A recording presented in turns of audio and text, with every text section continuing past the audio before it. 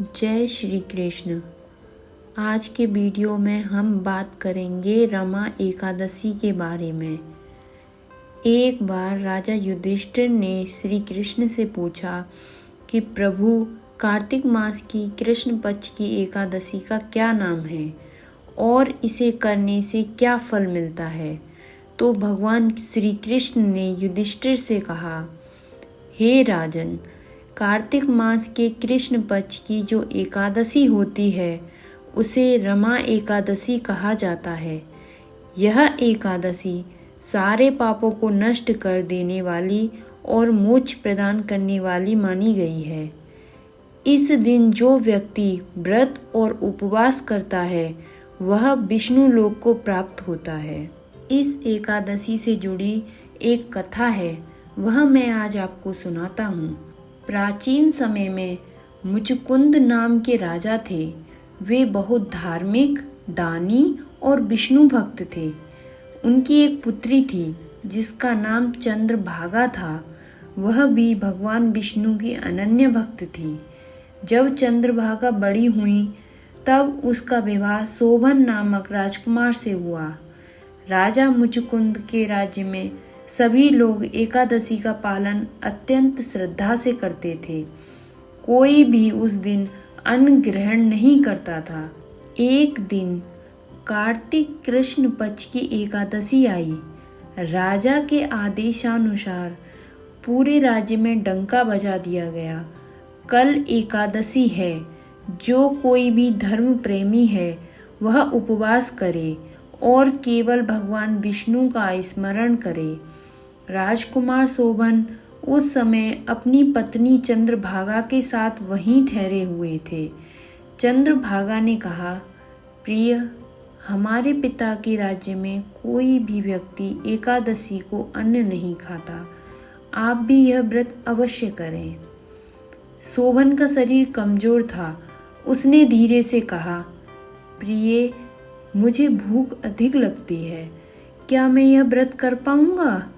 चंद्रभागा बोली, अगर आप श्रद्धा से व्रत रखेंगे तो भगवान विष्णु स्वयं आपकी रक्षा करेंगे। शोभन ने हिम्मत की और व्रत का संकल्प लिया, परंतु दिन भर उपवास करने के बाद मध्य रात्रि में उसकी मृत्यु हो गई।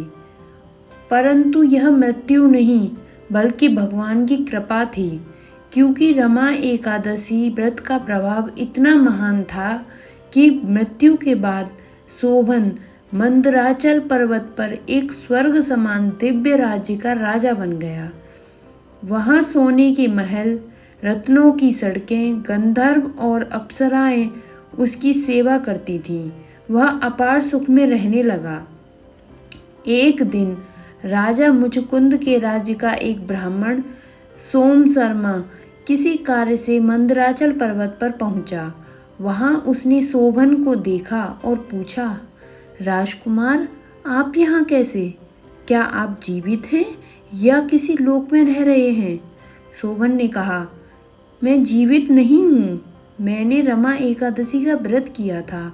उसी व्रत के पुण्य से यह दिव्य राज्य मुझे मिल गया है, परंतु यह राज्य अस्थायी है क्योंकि मैंने व्रत पूर्ण श्रद्धा से नहीं किया था। फिर शोभन ने कहा, अगर मेरी पत्नी चंद्रभागा अपने पुण्य का कुछ अंश मुझे दे दे तो यह राज्य स्थायी हो जाएगा। ब्राह्मण सोम शर्मा यह बात लेकर राजकुमारी के पास आया और चंद्रभागा को सब बताया। यह सुनकर चंद्रभागा अत्यंत प्रसन्न हुई और बोली, यदि मेरे व्रत का पुण्य मेरे पति को मिल सके तो मैं उसे समर्पित करती हूँ। उसकी इस भावना से शोभन का राज्य स्थायी हो गया और वह अपनी पत्नी चंद्रभागा के साथ दिव्य लोक में निवास करने लगा। भगवान श्री कृष्ण ने कहा, हे युधिष्ठिर, जो व्यक्ति श्रद्धा, भक्ति और नियम पूर्वक रमा एकादशी का व्रत करता है वह समस्त पापों से मुक्त होकर विष्णु लोक को प्राप्त होता है। इस दिन अन्न, दाल, चावल, लहसुन, प्याज आदि का त्याग करें।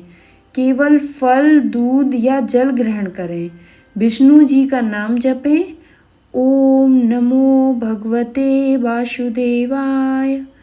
द्वादशी के दिन ब्राह्मणों को भोजन कराकर ही व्रत खोलें। रमा एकादशी हमें यह सिखाती है कि सच्चे मन से की गई भक्ति ही ईश्वर तक पहुंचाती है। जो इस दिन व्रत रखता है उसके जीवन में सुख, शांति और लक्ष्मी की स्थिर कृपा बनी रहती है। जय हरि विष्णु।